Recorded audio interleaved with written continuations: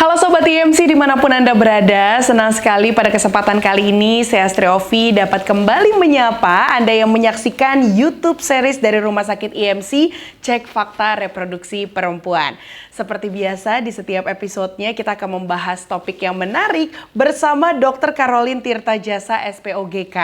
Beliau adalah seorang dokter spesialis kebidanan dan kandungan konsultan, subspesialis fertility dan juga hormon reproduksi.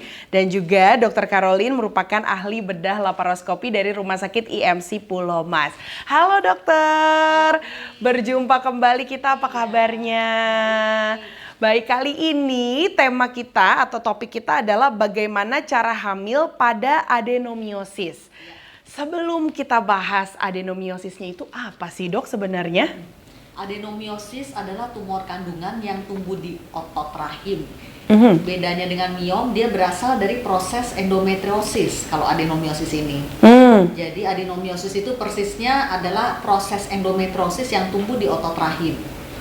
Dia menyusup masuk blur dengan otot rahim sekitar sehingga tidak membentuk batas yang jelas dan tegas seperti miom. Karena itu pengangkatan hanya adenomiosis saja tidak akan pernah bisa bersih karena dia sudah blended, menyatu dengan otot rahim sendiri. Jadi kadang-kadang terapi definitif itu angkat rahim sebetulnya untuk adenomiosis. Oke.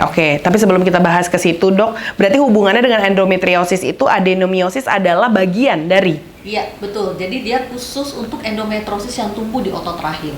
Endometriosis itu kan sebetulnya bisa tumbuh di mana-mana. Endometriosis yang tumbuh di indung telur jadinya kista coklat atau kista endometriosis. Endometriosis yang tumbuh di rongga dalam perut berupa bercak-bercak namanya endometriosis stadium 1-2 atau endometriosis peritoneal. Endometriosis yang tumbuh di otot rahim baru namanya adenomiosis. Nah kalau untuk tanda dan gejala dari adenomiosis ini apa sih dok? Mens yang banyak dan mens yang sakit. Dua itu tanda utama adenomiosis. Iya. Dan biasanya juga sulit hamil. Banyaknya tuh sampai seperti apa ya dok ya? Lebih banyak dari mens yang normal. Jadi seperti pendarahan? Mens banyak itu iya seperti pendarahan. Jadi patokan mens banyak atau tidak, kan semua orang kan pasti pernah mengalami mens yang normal dong sebelumnya. Nah patokannya selalu dibandingkan dengan mens normal yang Anda sudah alami setiap hari. Tiba-tiba mensnya lebih banyak dari yang sebelumnya gitu. Itu udah termasuk kriteria mens banyak. Dan tingkat sakitnya itu sampai tingkat sakitnya seperti apa dok? Tingkat sakit bisa bervariasi. Ada juga kalau adenomiosisnya masih kecil, sakitnya itu sangat bearable. Minum obat anti nyeri yang sederhana aja sudah hilang. Ya, tapi adenomiosis ini selalu tumbuh dia. Ya, seiring dengan aktifnya hormon-hormon kita. Suatu ketika ukurannya sudah cukup besar untuk menimbulkan rasa nyeri yang hebat dan perdarahan banyak. Tapi karena sakitnya itu hebat, terus ada pendarahan juga, ada kaitannya nggak sih adenomiosis sebenarnya dengan kanker mungkin dok? Bisa. Adenomiosis itu 30% kaitannya dengan kanker badan rahim. Kanker atau badan kanker rahim. Kanker dari badan rahim itu sendiri. Ya, kanker rahim kalau orang awam bilangnya. Nah, kanker rahim ini adalah jenis kanker ginekologi yang tidak ada deteksi dininya. Ya. Jadi deteksi dini itu untuk kanker rahim pakai kuret, tapi kan pasien nggak ada yang mau dikuret setahun sekali gitu untuk deteksi dini kanker rahim, nggak ada. Iya, karena dia tidak terlihat atau tidak terdeteksi lewat USG transvaginal maupun lewat pap smear untuk kanker rahim ya. Jadi seperti itu. Misalnya kalau Anda sudah menopause, punya adenomiosis ya, menopause, memang sih adenomiosisnya harusnya dia stop, nggak growing lagi. Menghilang sih enggak, dia akan tetap ada di situ. Tapi pada periode menopause, jika Anda mengalami perdarahan lagi, ya atau mens lagi sudah menopause, berapapun jumlah darahnya, dan punya adenomiosis, hati-hati sudah mengadakan perubahan ke arah kanker rahim. Biasanya dokter akan melakukan prosedur kuret tuh untuk melihat apakah sel-sel dinding dalam rahimnya sudah berubah atau tidak. Nah kalau adenomiosis itu harus selalu dioperasi nggak sih dok? Jadi begini, keputusan untuk operasi atau tidak tergantung dari keluhan pasien yang pertama. Ya, pasien keluhannya apa dulu nih? Mau hamil atau mau bebas dari rasa nyeri atau bebas perdarahan?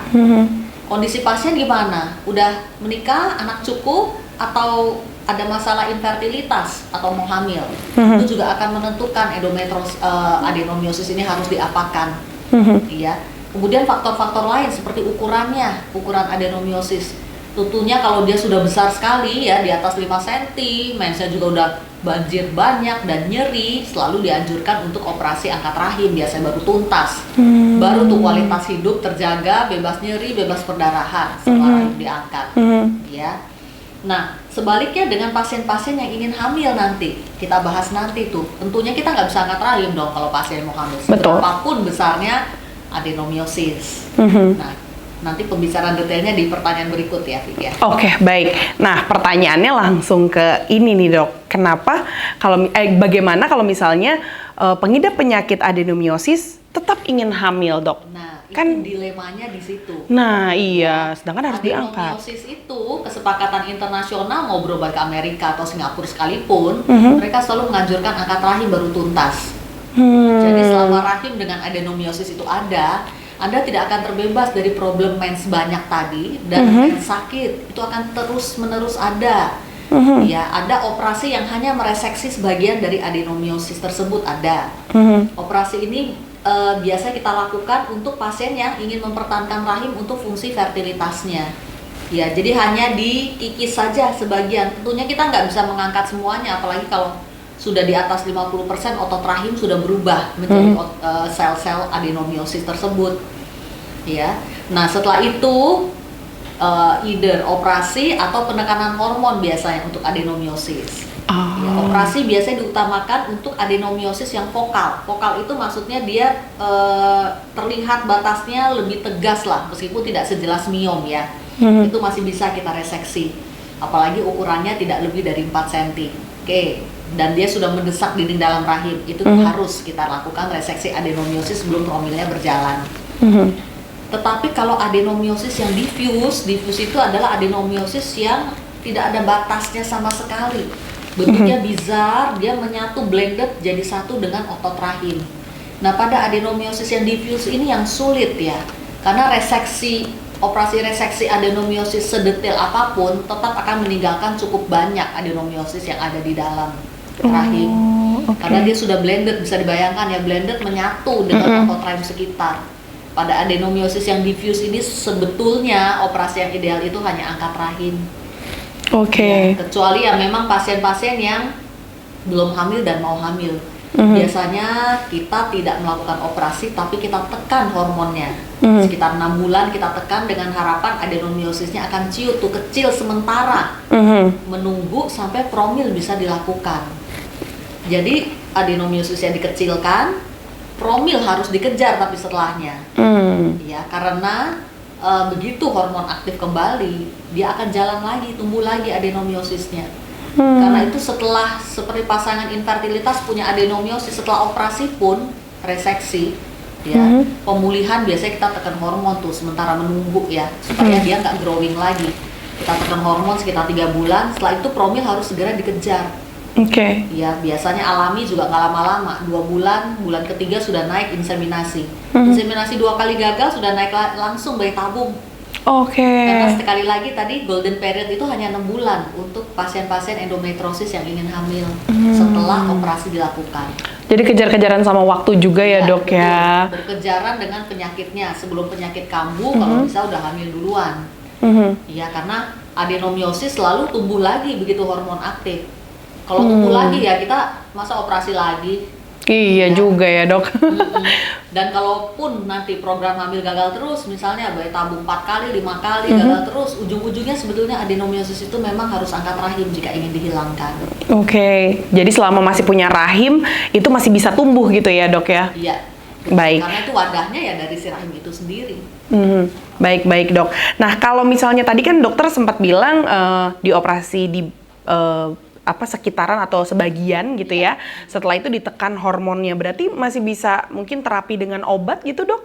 Iya, memang ada terapi obat-obatan untuk endometriosis atau adenomiosis itu ada. Ada. Iya, tidak perlu angkat rahim, terapi obat-obatan. Tapi sekali lagi terapi obat-obatan ini sifatnya hanya sementara. Karena mereka sebetulnya tidak menghilangkan si endometriosis atau adenomiosis ini. Hanya ditekan supaya pertumbuhannya tidak cepat. Tumbuh sih pasti tumbuh, tapi dengan rate yang lebih lambat. Ditekan sementara sampai organ reproduksi itu bisa dipakai untuk fungsi fertilitas selanjutnya. Ya, seperti pada remaja-remaja yang punya adenomiosis atau endometriosis itu juga banyak akhir-akhir ini. Ya, itu juga penekanannya jadi jangka panjang tuh. Terapi hormonal untuk endometriosis itu ada. Ya, dokter ahli akan berikan biasanya penekanan jangka panjang tentunya dengan pemantauan ketat, ya. Menunggu sampai akhirnya dia bisa hamil dan melahirkan tentunya. Harapannya itu. Jadi selama periode itu perjalanan reproduksinya masih panjang, itu harus ditekan endometriosis. Oke, nah kalau jenis promil mungkin dok yang cocok untuk penderita adenomiosis itu apa dok? Biasanya kalau dok dari dokter? Promil yang cepat intinya. Promil yang cepat ya bergantung pada angka keberhasilannya. Di antara semua promil memang yang paling tinggi angka keberhasilannya setinggi-tingginya ya juga cuma 30-50% pada usia di bawah 35 tahun ya. Bayi tabung. Bayi tabung, Ya, oke. betul. Ya, tapi kalau nggak mau coba bayi tabung, pasiennya masih penasaran mau alami atau inseminasi ya boleh-boleh aja. Selama tidak lebih dari golden periodnya, yaitu 6 bulan setelah operasi dilakukan. Karena setelah itu kemungkinan untuk bisa promilnya harus operasi lagi gitu ya dok ya? Iya, kan dia akan tumbuh lagi. Begitu hormon aktif di atas 6 bulan, dia akan tumbuh lagi. Oke, seperti itu ya. Lebih susah gitu. Angka keberhasilan juga makin kecil lagi kalau dia sudah growing lagi adenomiosisnya. Tapi dari selama dokter mungkin bertugas gitu ya, berapa banyak sih dok angka keberhasilan dari penderita adenomiosis untuk bisa hamil?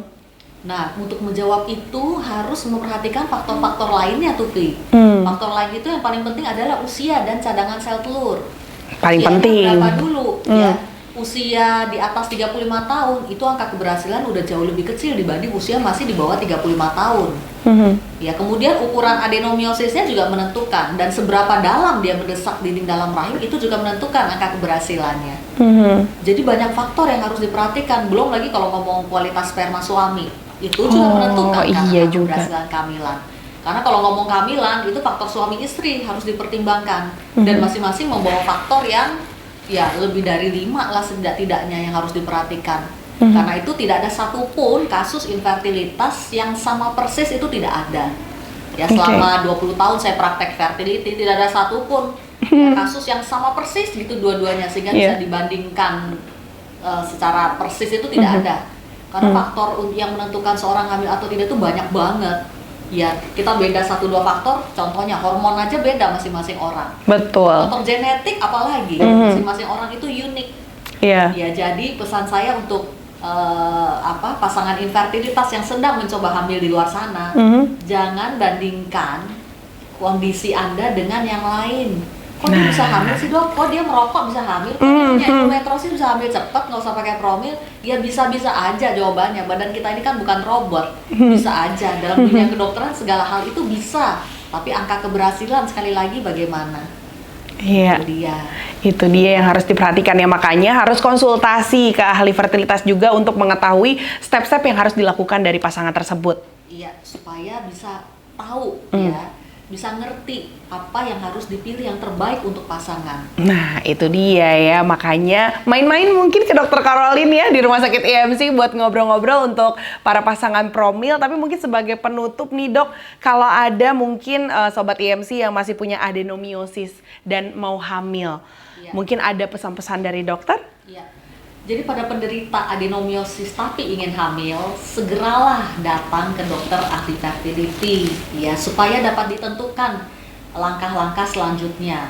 Sebelum adenomiosisnya akan bertambah parah, tambah besar sehingga rahim harus diangkat dan semakin kecil lagi angka keberhasilan hamilnya.